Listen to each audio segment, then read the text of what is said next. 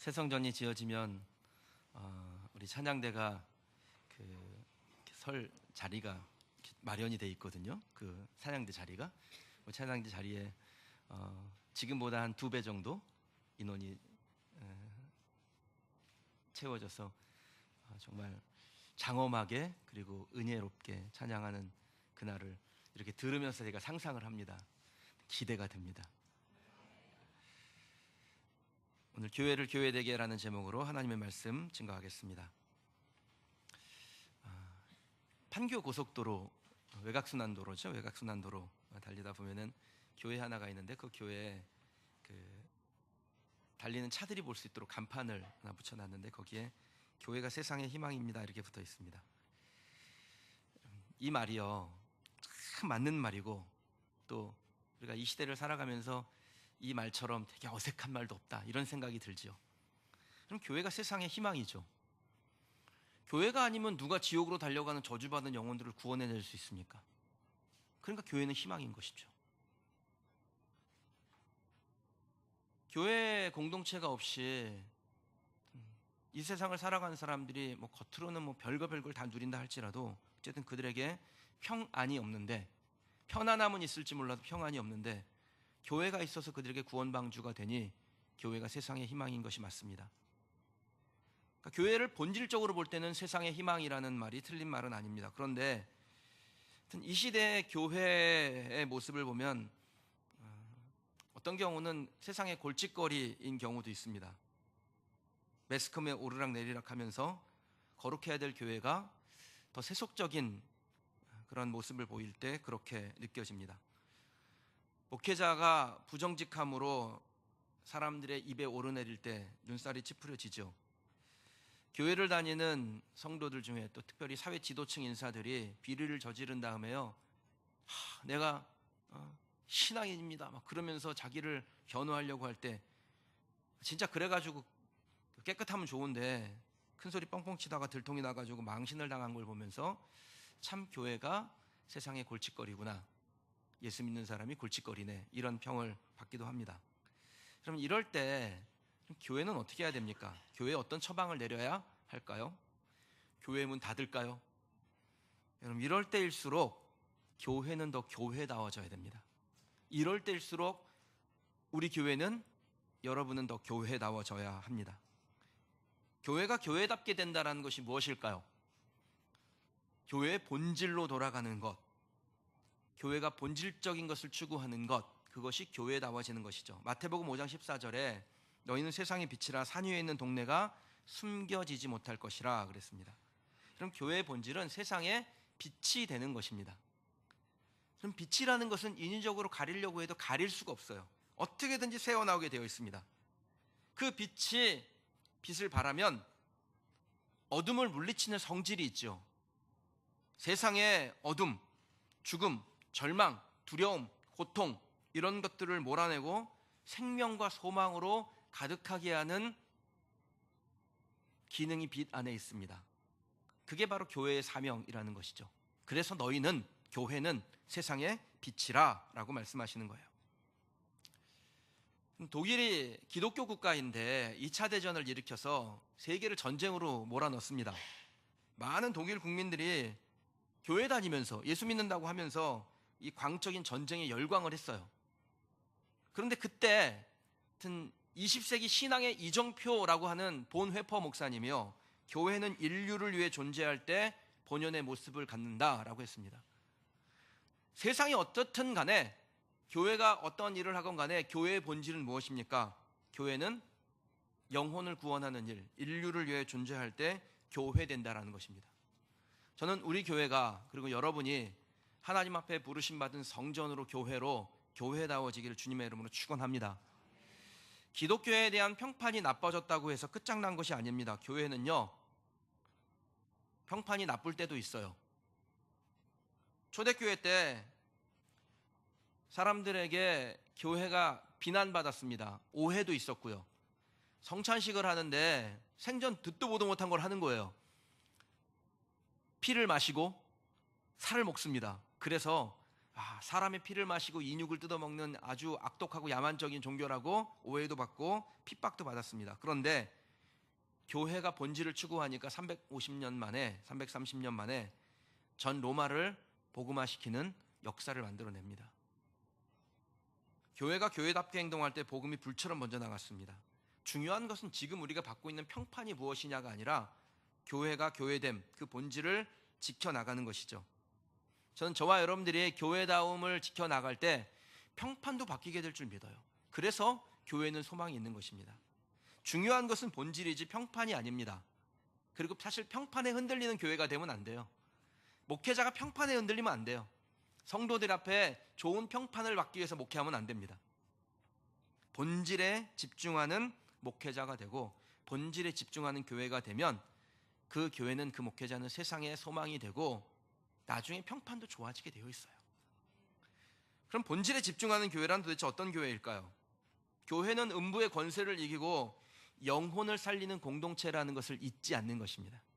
우리가 교회에서 다양한 일을 하는데 그 다양한 모든 일들의 중심에 무엇이 있습니까? 영혼을 살리는 교회의 본질, 성도의 본질이 있어야 된다는 거예요. 1절 같이 한번 좀 읽어보실게요. 읽겠습니다. 그가 나를 데리고 성전 문에 이르시니 성전의 앞면이 동쪽을 향하는데 그 문지방 밑에서 물이 나와 동쪽으로 흐르다가 성전 오른쪽 제단 남쪽으로 흘러내리더라. 아멘. 성전, 그러니까 지금으로 말하면 교회, 그 성전 문지방에서 물이 흘러나와요. 그리고 그 물이 흘러나와가지고 흐르다 무엇이 되냐면 큰 강이 됩니다. 그렇게 강을 이룬 성전의 물이 닿는 곳마다 어떠한 일이 일어나냐면 9절을 보실까요? 이 강물이 이르는 곳마다 번성하는 모든 생물이 살고 또 고기가 심히 많으리니 이 물이 흘러 들어가므로 바닷물이 되살아나겠고 이 강이 이르는 각처의 모든 것이 살 것이며. 아멘. 그럼 그 성전에서 나오는 물이 닿는 곳마다 살아나는 역사가 일어납니다. 번성하는 생물들이 생겨납니다. 고기가 많아집니다. 그 성전에 물이 들어가는 곳마다 죽은 바닷물이 살아나고 이 물이 이르는 각처에서 모든 것이 살아날 것이라 라고 말씀하세요. 성전에서 흐르는 물이 닿는 곳마다 살아나는 역사가 일어납니다. 그럼 지금 우리가 살아가고 있는 이 시대에 성전의 기능을 하는 곳이 어떤 곳입니까? 교회죠. 하나님의 은혜를 경험하는 곳이고 하나님의 능력이 나타나는 곳이고 하나님의 자비와 긍휼이 있는 곳이 성전인데 그 성전의 기능을 교회가 하지 않습니까? 그러므로 교회의 사역은 생명을 살리는 사역이어야 합니다. 교회의 모든 일은 영혼과 육체를 살리는 일이어야 해요. 그래야 교회가 교회되는 것입니다. 그게 교회의 본질입니다. 여러분, 한국 교회가 참 큰 부흥을 경험했는데 최근에 교회다움을 잃어버리는 이유가 무엇이에요? 영혼을 살리고 육체를 살리는 일에 집중하지 아니하고 그냥 모아드리는 일에, 교회를 브랜드로 만드는 일에 집중하기 때문에 그렇습니다. 교회의 목적은 성장하는 게 아닙니다. 교회의 목적은 살리는 거예요. 그래서 세상에 소망을 주는 것입니다.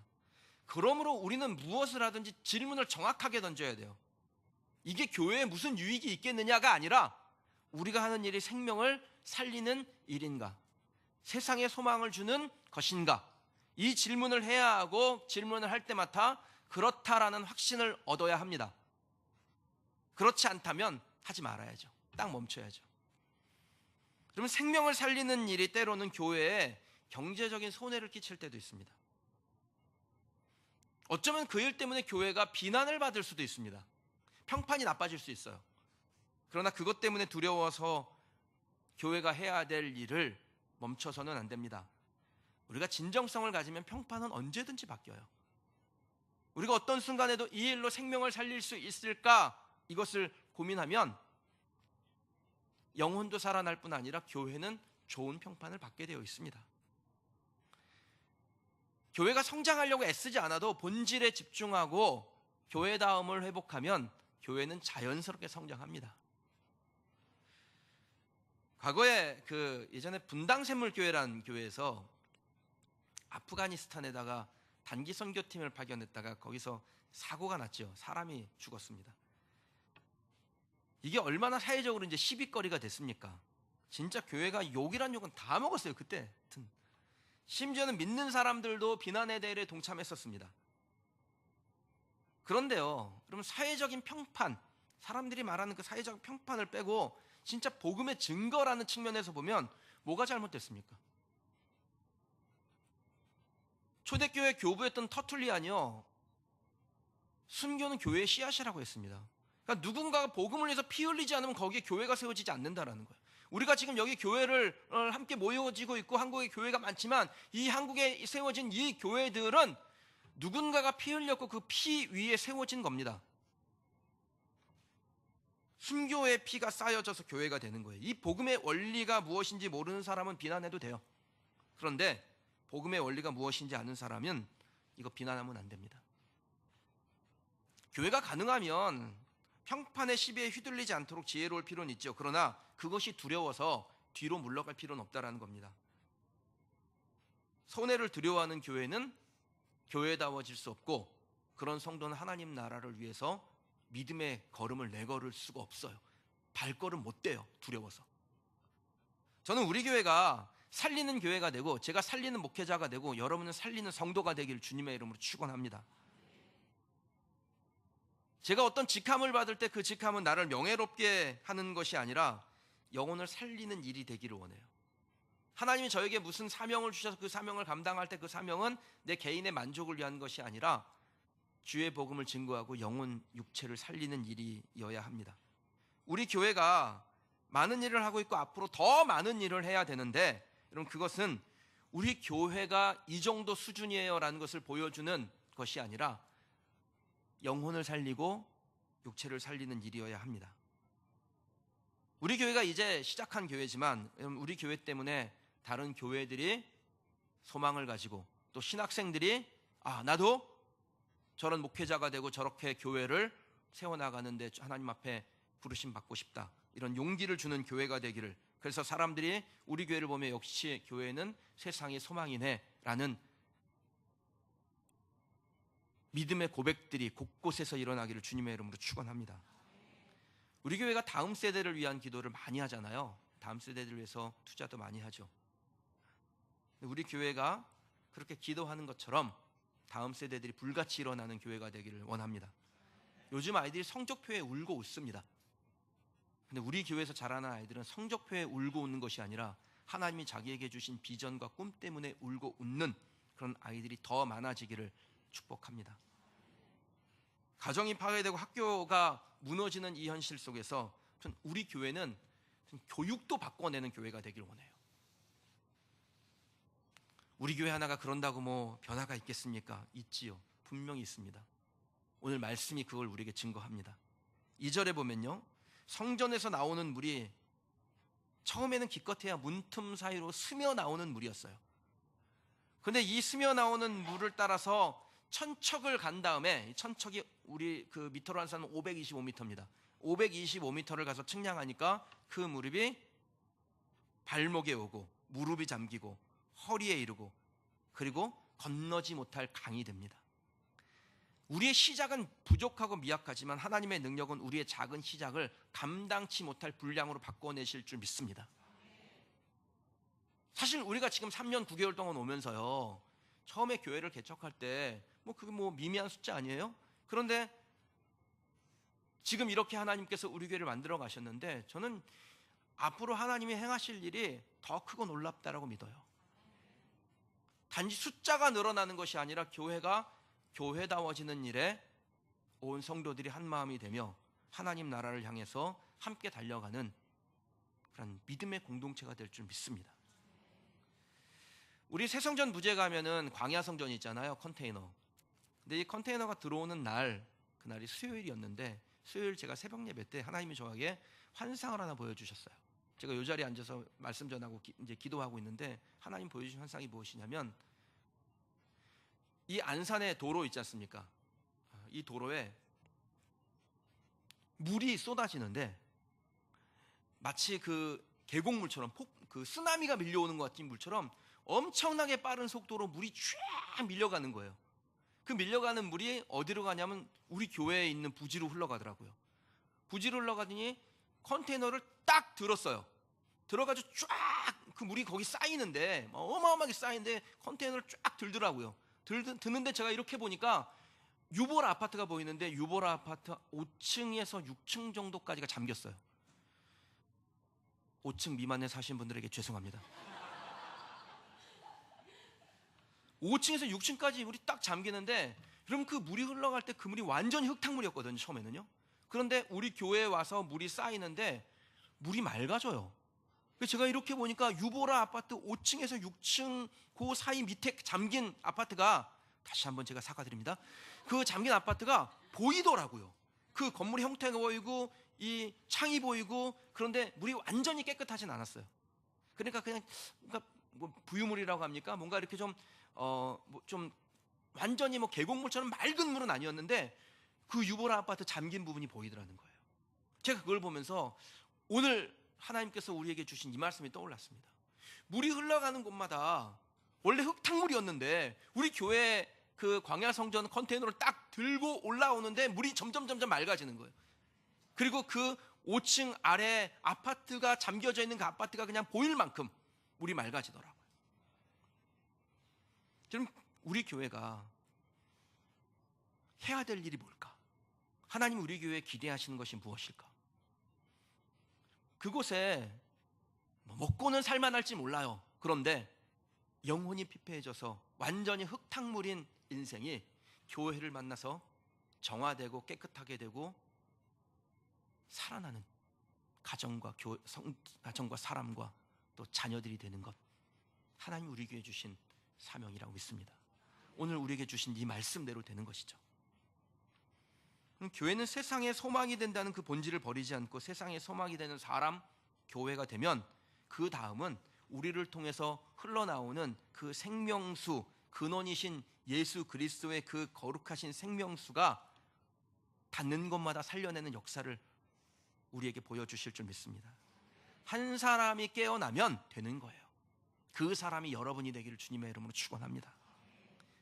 저는 가끔 우리가 살아가고 있는 이 시대가 마치 사무엘이 등장하기 전에 이스라엘 나라와 아주 비슷하다는 생각을 합니다.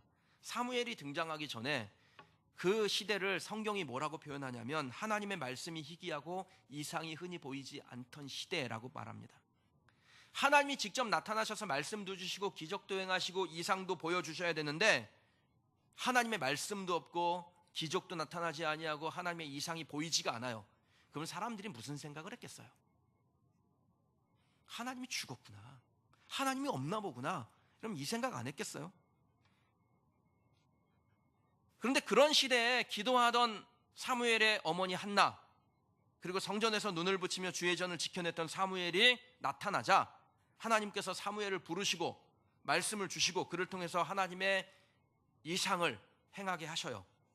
암울했던 한 시대가 하나님 앞에 헌신했던 사무엘이라는 한 사람으로 인해서 변화되기 시작합니다. 저는 여러분이, 제가, 우리 교회가 사무엘과 같이 말씀이 희귀하고 이상이 흔히 보이지 않던 시대를 끝내는 하나님의 사람이 되기를 주님의 이름으로 축원합니다. 우리가 세상의 소망이 되겠다는 믿음으로 한날 한날을 살아가면 먼저 우리가 머무는 땅이 변화되는 것이고, 그리고 그 안에 사는 사람들이 우리를 따라서 변하여 결국 시대가 바뀌는 거예요. 12절 말씀 한번 읽어보실게요.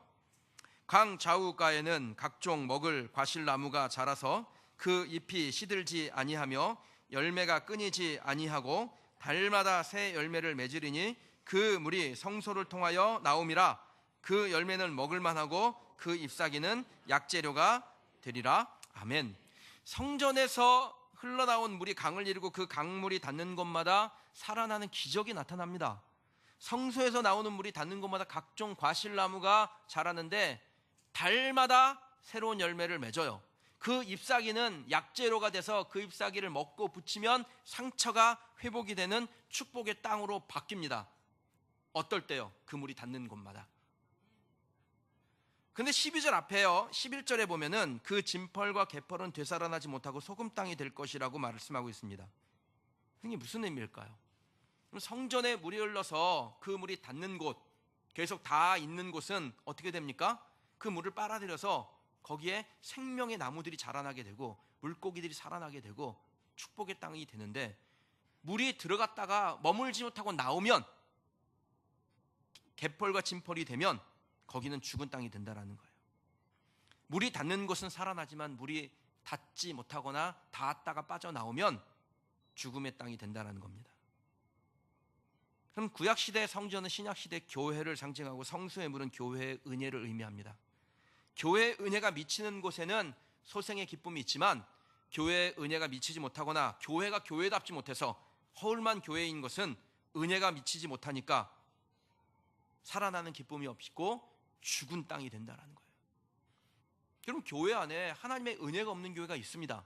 하나님의 은혜가 없는 교회는 가보세요. 성도들이 다 죽어 있어요. 말씀이 죽은 교회는 성도들이 다 죽어 있습니다. 살기를 소망은 하죠. 그러나 죽어 있는 거예요. 근데 그곳에 하나님의 은혜가 들어가면 그 영혼이 살아나고 육체가 살아나는 놀라운 하나님의 기적을 보게 되는 것입니다. 사랑하는 성도 여러분, 우리 교회는 하나님이 기뻐하시는 성전입니까? 우리 교회는 생명의 근원이신 예수님의 그 생수가 있는 곳입니까? 은혜로 가득한 강물이 있습니까? 우리 교회가 여러분이 거하는 곳마다 살아나는 역사가 일어나길 주님의 이름으로 축원합니다.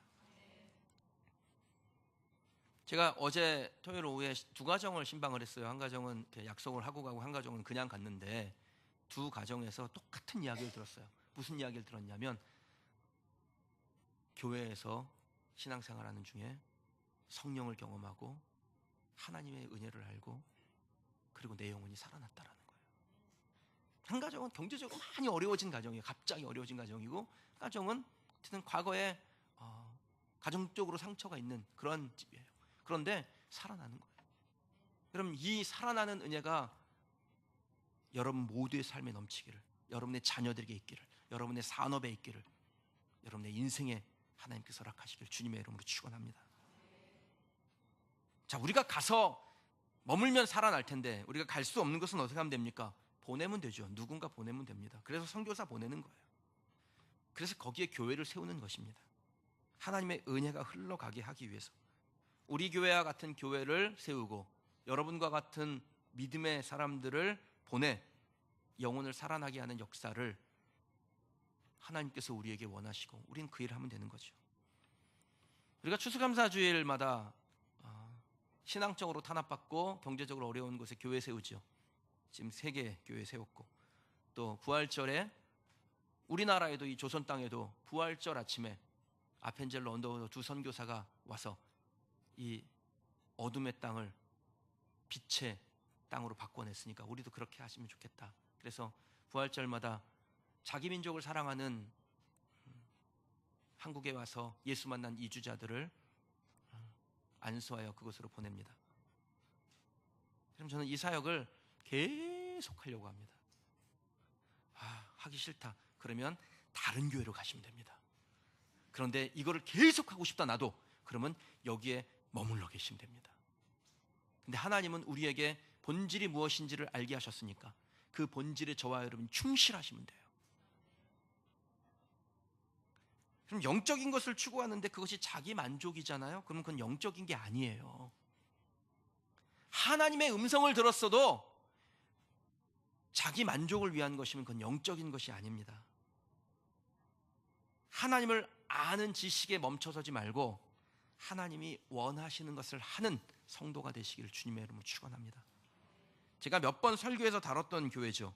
우리 교회가 닮아야 될 모델이 되는 교회, 안디옥 교회. 이 안디옥 교회는 최초로 세워진 이방인들을 위한 교회였습니다. 동시에 교회 역사상 최초로 선교사를 파송했던 교회입니다. 이 사람들이 얼마나 신앙생활을 열심히 했는지 이 안디옥 교회 교인들이 모이면 예수님을 증거해요.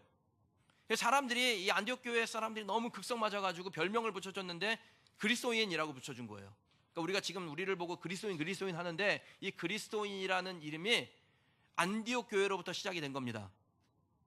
좋게 말하면 그리스도를 따르는 사람들, 좀 나쁘게 말하면 예수에 미친 사람들, 예수쟁이들.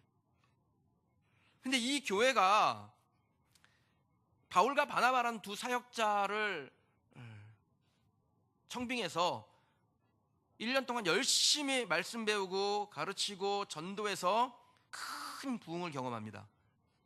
근데 이 안디옥 교회 교인들이 거기에 멈춰서지 아니하고 하나님이 더 기뻐하실 일이 뭔지를 자꾸 생각하는 거예요. 우리가 영혼을 살리는 일이, 우리에게 영혼을 살리는 일이 무엇일까? 이 질문을 계속 던지는 겁니다. 그렇게 기도하는 중에 하나님께서 이들에게 말씀을 주시죠. 교회를 섬기는 두 명의 사역자였던 바울과 바나바를 안서에 선교사로 보내라는 음성을 들려줍니다.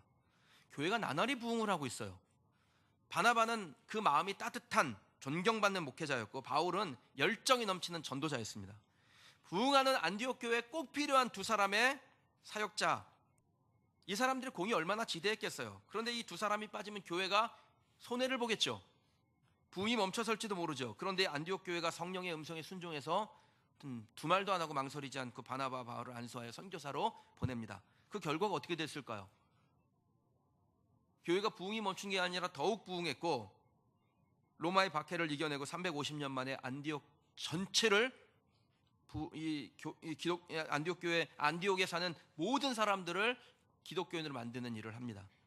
이후에 500년 동안 교회의 사명을 다했고 수많은 학자와 설교자들을 배출해요. 얼마나 설교를 잘했는지 황금의 입이라는 별명을 가지고 있는 크리소스톰도 이 안디옥 교회에서 자라난 사람이었습니다. 저는 우리 교회가 안디옥 교회 같이 되기를 축복합니다. 우리 교회 때문에 그린시티 주민들은 물론이요, 안산, 화성, 이 한국에 살아가는 많은 사람들이 예수 믿게 되기를 주님의 이름으로 축원합니다. 제가 요즘은 멈춰섰는데, 예전에 책을 쓸 때요, 책을 써서 출판할 때 무슨 기도를 하냐면, 하나님, 제가 책을 써서 출판을 하면 10,000명이 볼 수도 있고 10만 명이 볼 수도 있는데, 하나님, 이 10,000명이 보고 10만 명이 보는 이 한 문장이 그들의 가슴에 꽂혀서 그 말씀대로 살게 하옵소서. 여러분, 우리 교회가 하나님 앞에 믿음을 지키고 영혼 살리는 일을 하면 그냥 우리는 그 일을 한 건데, 그게 누군가에게 뭐 신문의 기사를 통해서든지 혹은 누군가의 입을 통해 증거되든지 그게 들어가서 열망만 하고 있던, 소망만 가지고 있던 교회를 행동하게 하고, 꿈만 가지고 있던 사람들을 움직이게 하는 거룩한 사역의 시작이 될 줄 저는 믿습니다. 우리 자녀들 중에, 우리 교회에서 자라서 후손들 중에 세계에서 손꼽히는 인물들이 많이 나오기를 축복합니다. 큰 기업가도 나오고 위대한 학자도 나오고 사람들을 행복하게 하는 정치 지도자도 나오고 예수 그리스도를 증거하는 목회자도 우리 교회에서 많이 나오기를 원해요. 여러분의 자녀들이 세상을 변화시키는 인재가 되기를 주님의 이름으로 축원합니다. 그럼 어떻게 하면 됩니까? 우리가 안디옥 교회와 같이 하면 돼요. 제 소원 중에 하나가, 우리 청소년들이 이렇게 자라서 대학교 들어갈 때 그 기수 중에 한 명은, 적어도 한 명은 신학교 가겠다고 나서는 거예요. 제 마음에 무슨 생각을 했냐면, 하나님, 우리 교회가 지금은 부족해도 이제 곧 자리를 잡고 더 하나님께서 우리에게 주신 큰 비전을 가지고 나아갈 때, 하나님, 우리 교회에서 신학생이 되겠다고 손들고 나오는 아이는 공부 마칠 때까지 장학금 주는 교회 되기를 원합니다. 그럼 신학교 간다고 많이 나서지 않겠어요? 주님에게 삶을 드리겠다는 젊은이들이 나와야죠. 모두가 그럴 필요는 없지만 그래도 적어도 우리 교회 한 해 졸업할 때 목회자가 되겠다는 청년들이 나와야 되지 않겠어요? 그럼 하나님은 우리가 기도하고 하나님 앞에 헌신하면 그렇게 하실 줄 믿습니다. 선교단체 중에 예수전도단, 국제예수전도단이라는 단체가 있는데, 그 단체의 총재 대표는 로렌 커닝햄 목사님이세요. 근데 이분이 지금까지 약 2만 명 이상의 젊은이들을 각성시켜서 복음의 불모지로 선교사로 보냈습니다. 근데 이런 일이 어떻게 일어났냐면, 자기가 선교사로 가려고 하나님 앞에 기도하는 중에 하나님께 음성을 받는데, 너는 한 나라에 머물지 말고 젊은이들을 훈련시켜 선교사로 각 민족에게 파송하라, 이 음성을 들어요. 그리고 그 음성에 하나님 앞에 헌신하고 충성을 다했더니 세계 100여 곳에 선교 훈련센터를 세우고 수많은 젊은이들을 선교사로 보내는 위대한 하나님의 종으로 쓰임받습니다.